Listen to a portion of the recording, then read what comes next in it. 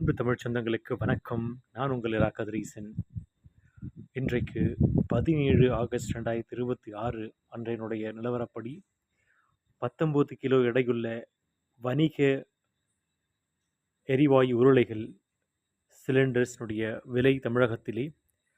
2,906 சென்னையிலும், ஏனைய மாவட்டங்களிலும் பிற பகுதிகளிலும் தமிழகத்திலே 2,825 முதல் 2,968 ரூபாய் என்று வணிகமாகிக் கொண்டிருக்கக்கூடிய இந்த சூழலிலும் இன்னும் விலை ஏற்றப்பட்ட அந்த உணவுப் பொருட்களினுடைய விலை சற்றும் குறைக்கப்படாமல் அப்படியே உணவு நிறுவனங்கள், ஹோட்டல்கள் மற்றும் பல்வேறு இடங்களிலே விலைவாசி என்பது கட்டுக்குள் அடங்காமல் இருக்கிறது.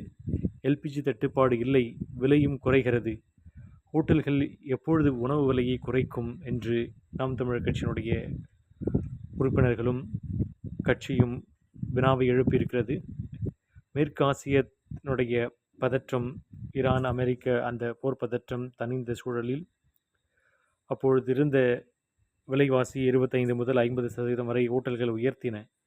வணிக எல்பிஜி சிலிண்டர் 5000க்கும் மேலாக விற்றது என்று கூறி அப்பொழுது விலைவாசி ஏற்றப்பட்டது.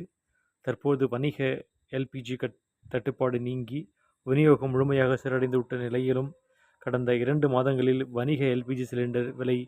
400 மேலும் குறைந்திருக்கிற நிலையில் கூட இந்த உணவு நிறுவனங்கள், காஃபி, டீ மற்றும் உணவுப் பொருட்களினுடைய விலைவாசி எப்பொழுது குறையும் என்பது வெகு மக்களுடைய ஆவலாகவும் கேள்வியாகவும் இருக்கிறது. இந்த வினாவிற்கு அரசு தலையிட்டு உடனடியாக எல்லோருக்கும்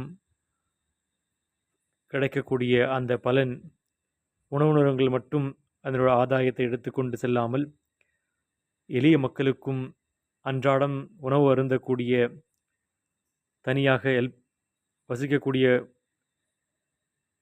மாணவர்கள் மற்ற அனைவருக்குமே அது பயனளிக்கக்கூடிய விதத்தில் இருக்க வேண்டும் என்று அரசு வலியுறுத்தி அதை சரி செய்ய வேண்டும், அதற்கு உரிய நடவடிக்கை எடுக்க வேண்டும் என்று விரும்பி கேட்டுக்கொள்கிறோம். நன்றி, வணக்கம். நாம் தமிழர்.